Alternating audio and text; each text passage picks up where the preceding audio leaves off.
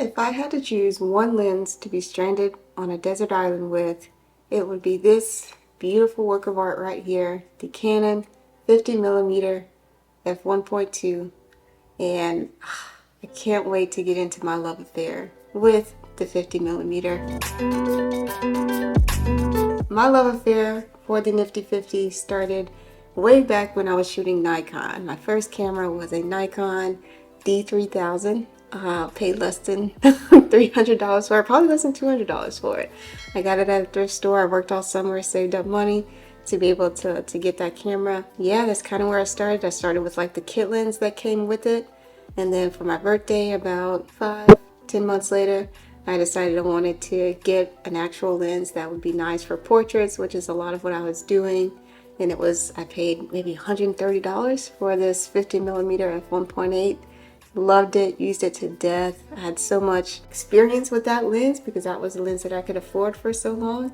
And I just used it to death. I mean, I shot my entire first wedding I ever shot back in, was it September 2016. The whole reason I started my own creative studio was I shot a wedding with this lens. That was the only lens that I had for the entire wedding. So I know this lens like the back of my hand. I know what it can do. I know what its weaknesses are. I know how to accommodate for those weaknesses to make a good image. I know about the relative focusing distance like the back of my hand. So I know not to get too close to somebody when I'm taking their photo. Everything about it, I just know it so well. And I think it works well for me as my preferred portrait lens and really just like my go-to lens for literally anything, because it doesn't try to be something that it's not. It's not, a really far out lens. It's not a tight lens. It's not a wide angle. The 35mm, probably one reason why I wasn't really attracted to it was because it wasn't wide enough to be a wide angle lens. And to me, it wasn't close enough to be a portrait lens. So it just kind of sits there in the middle for me. It makes it really hard to know how to incorporate it into my kit. The best way that I've been able to do that is with the 16 and 35 f2.8 for video, which I love. And have a version of that right now that I'm using on the Fuji, which is the 10-24. For me, I don't use the 35 as a portrait lens. The 50mm just really encompasses that for me. And when you get down to it, I just like the depth that it has. I just love the way that it can capture any kind of portrait. And as a primarily documentary photographer and filmmaker, it just makes so much sense for me and how I shoot. My next iteration of this lens, I did carry this lens over. I got it after the Nikon D3000. I got a Nikon D7100. Loved that.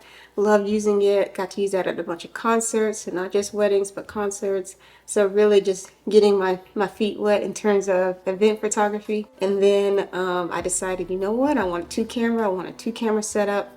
I got a 50mm f1.4 for Canon with the Canon 6D when I bought that, and that just blew my mind. I don't know, having a full frame sensor and being able to use the full range of that 50mm. So when you see that on a full frame camera, to me, it was like, man, I get even more stretch out of it. I still can get that nice creamy depth out of it.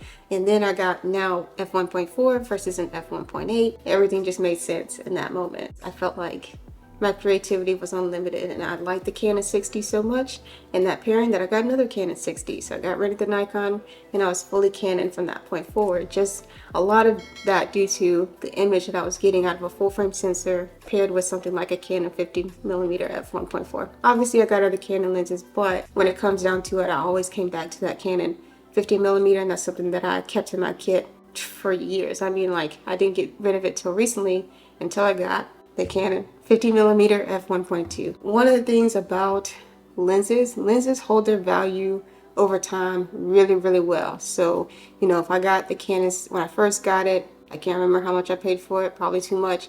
By the time I got the second one, it was a lot cheaper to get two used camera bodies, and that was only maybe about a year apart. If you bought a lens for $250 one year, you're probably going to get it for $250 the next year. They don't really fall in value that much, which is really nice, but also really a hindrance if you're early on, you don't have a lot of money, you don't have deep pockets to spend thousands and thousands of dollars on a lens. That could be cost prohibitive for you, and that's kind of what the 50mm f1.2 was for me. I remember when the Canon 50mm f1.2 first came out, I think it first went on sale for like $1,800, so that was just absolutely out of the question for me. But over time, I saw the lens go down in price. If you wanted to get it used, especially, it was going for like $1,250. That's what a lot of people were asking. And then I was like, okay, if it's gone down from 1800 new to 1250 used, maybe I can, bide my time and it'll go under 1,000. And that's exactly what happened over the Christmas season. I was able to find a used Canon 50mm f1.2, and I mean, almost mint condition. I mean, look at that. That is incredible. It's like no scratches, impeccable lens quality. Let me do that. Yeah. And it was like 800 bucks used. So that fit my price range. I was like, yeah, I got rid of the 50mm f1.4 and got that. So I will say that was at a local camera store. You could probably search on like Facebook Marketplace or MPB. I really like getting used gear from there. ShareGrid is another great place. Now that is what I'm using with my Canon C300 Mark II. So that is obviously a cinema camera, not a photo camera. I'm definitely thinking about grabbing maybe another Canon mirrorless here in the future just to have that photo camera so I can use it for that. But yeah, I don't know. Canon just really hasn't been making things that I like recently. So obviously I'm no longer only using Canon right now. I'm actually shooting this video on a Fuji X-T4 and I have the equivalent of a 50mm f2 on this camera and I love it. So on some way, shape, or form, I'm always gonna have a 50mm in my kit. That's just how that goes. But yeah, it's just been a dream of a lens. Hopefully you've been enjoying seeing the lens, seeing some photos I've taken with the lens, and gives you some ideas on maybe using the 50mm more, getting more familiar with it, learning how to use it in your arsenal and create great images with it, whether that's photo, video, or both. Hopefully you got some value out of this video. If you did, please take a minute to like the video, subscribe to the channel if you haven't already, and we'll see you in the next video. I say we, I mean me and my lens because it never leaves me because I'm in love. See you guys later.